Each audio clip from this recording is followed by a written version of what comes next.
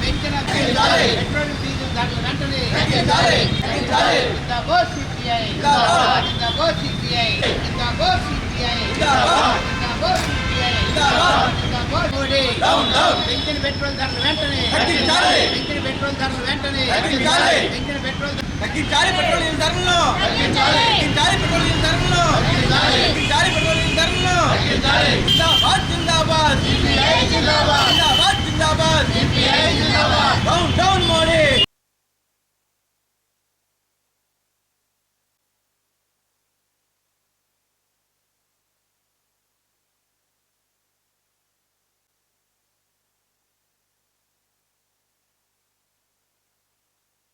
అందరికీ నమస్కారం.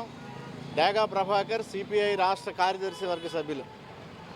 పశ్చిమాసియాలో యుద్ధం ప్రారంభమైనప్పుడే ప్రతిపక్ష పార్టీలన్నీ కూడా ఏకోన్ముఖంగా చెప్పినాయి, గ్యాసు, డీజిలు, పెట్రోలు ఎన్నిటికీ భారతదేశంలో ఉన్న 140 కోట్ల మంది ఇబ్బంది పడతారు.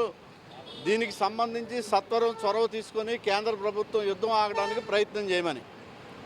గతంలో అలీనా విదేశాంగ విధానం ఉంటే అన్ని దేశాలతోనూ సత్సంబంధాలు ఉండే భారతదేశాన్ని చూసి అందరూ గౌరవంగా చూసేవాళ్ళు. మోడీ అధికారంలోకి వచ్చిన తర్వాత అలీనా విదేశాంగ విధానానికి తూట్లు పొడిచారు. దాంతోపాటు మనకి సరసమైన ధరకి ఆయిల్ సప్లై చేస్తానన్న ఇరాన్ నుంచి కానీ రష్యా నుంచి కానీ ఆయిల్ కొనుక్కోకూడదు నువ్వు అని చెప్పేసి ట్రంప్ గారు ఆర్డర్ వేస్తే ఈయన జీ హుజూర్ అని చెప్పేసి దాన్ని అమలు చేయడం ద్వారా అదనపు భారాలని ప్రజల మీద మోపడానికి మోడీ గారు, అమిత్ షా గారు సిద్ధపడ్డారు.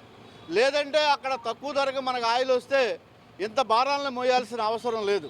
ఇప్పుడేమో 3 రూపాయలు డీజిల్ మీద, పెట్రోల్ మీద పెంచారు. సిఎన్జి మీద ఏమో కేజీకి 2 రూపాయలు పెంచారు.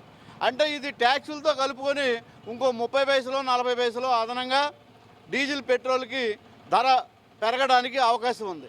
వీటి ధర పెరిగితే నిత్యావసర వస్తువులు పెరుగుతాయి, దాంతోపాటు రవాణా ఛార్జీలు పెరుగుతాయి, అవసరమైతే ఆర్టీసీ ఛార్జీలు పెరుగుతాయి. ఇలాగా ఈ ఆయిల్ తోటి లింకు పడి ఉన్న అన్నీ కూడా ధరలు పెరిగిపోతాయి విపరీతంగా. అందుకోసం కమ్యూనిస్ట్ పార్టీగా మేమేం డిమాండ్ చేస్తూ ఉన్నామంటే ప్రజలకు సంబంధించి అదనపు భారాలు పడకుండా ఏదైతే మీరు పెంచారో సిఎన్జి గ్యాస్ మీద కానీ, పెట్రోల్ డీజిల్ మీద కానీ ఈ ధరల్ని తక్షణం ఉపసంహరించమని చెప్పేసి డిమాండ్ చేస్తూ ఉన్నాం. దాంతోపాటు మోడీ గారు పిలిపించారు ఏమనంటే అదేదో పాపం వాళ్ళ కాన్వాయ్లో కార్లు ఉంటాయి, 4 కార్లు ఎక్కువ, అందుకోసం వాటిని తగ్గించుకోవడం ద్వారా పొదుపు చేయమని.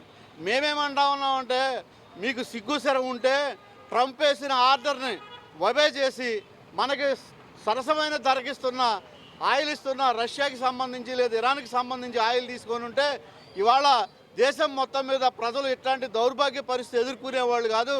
మీరు చేయాల్సిన పని మీరు చేయకోకుండా ఏదో కాన్వాయ్లో 2 కార్లు తగ్గిస్తే ఆయిల్ పొదుపు అవుద్ది, లేకపోతే సామాన్యుడు ఏమి తినాలో మంచినూనె తగ్గించండి, లేకపోతే మీరేమో ఏదో వర్క్ ఫ్రమ్ హోమ్ కింద ఒక రోజు ఇంట్లో కూర్చొని పనిచేయండి, ఇట్లాంటి చిల్లరమల్లర వ్యవహారాలు చేయడం ద్వారా పొదుపుని బాగా చేద్దాం అని దేశ ప్రజలకి ఉపయోగం లేని పాఠాలు నేర్పడానికి మోడీ, అమిత్ షా సిద్ధమవుతూ ఉన్నారు. కానీ ప్రజలకు సంబంధించి న్యాయం జరిగేటట్లుగా మాత్రం వాళ్ళు ఏమీ సిద్ధపడట్లేదు. అందుకోసం ఈ ధరలను తక్షణం తగ్గించాలి. భవిష్యత్తులో ఈ అన్నిటి మీద భారాలు పడబోతూ ఉన్నాయి. అందుకోసం రష్యా నుంచి కానీ ఇరాన్ నుంచి కానీ మనకి సరసమైన ధరలకు ఇచ్చే వాళ్ళ దగ్గర నుంచి ఆయిల్ కొనడానికి ప్రయత్నం చేయాలి. ఆయిల్ కంపెనీ లాస్ అంట. క్రూడ్ ఆయిల్ $40, $60 అమ్మినప్పుడు ఈ ధరలు పెట్టారు ఆయిల్కి, ఇప్పుడు $100 అయింది. అంటే క్రూడ్ ఆయిల్ ధర తగ్గినప్పుడు మీరేమీ ధరలు తగ్గించాలి ఆయిల్ కంపెనీలు, అప్పుడు ప్రజలను దోచుకు తిన్నారు. కాబట్టి ఈ భారాలను మోయటానికి ప్రభుత్వం లేదా ఆయిల్ కంపెనీలు సిద్ధపడాలని చెప్పేసి ప్రత్యేకంగా కోరుతాం. నా పేరు కృష్ణమాచార్యులు, ఏఐటీయూసీ నగర అధ్యక్షుడిని. ముఖ్యంగా పెట్రోల్, డీజిల్ ధరలు పెంచడం వలన ఎవరికైనా నష్టపడితే మొత్తం ప్రజలందరికీ నష్టమే. అసలు ఈ పెట్రోల్, డీజిల్ ధరలు ఎప్పటి నుంచి పెరిగినాయి? మోడీ ప్రభుత్వం వచ్చిన తర్వాతే పెట్రోల్ ధరలు పెరిగినాయి, డీజిల్ ధరలు ఉన్నాం. అంతకుముందు 70 రూపాయలు ఉన్నది, మోడీ గారు వచ్చిన తర్వాత 100 రూపాయలు అయిపోయింది. ఆ సంగతి ప్రజలందరికీ తెలుసున్న విషయమే. ఈ రోజున ట్రంప్కి వత్తాసు పలుకుతూ మరి రేట్లు పెంచుతామంటే అది చాలా దారుణమైంది.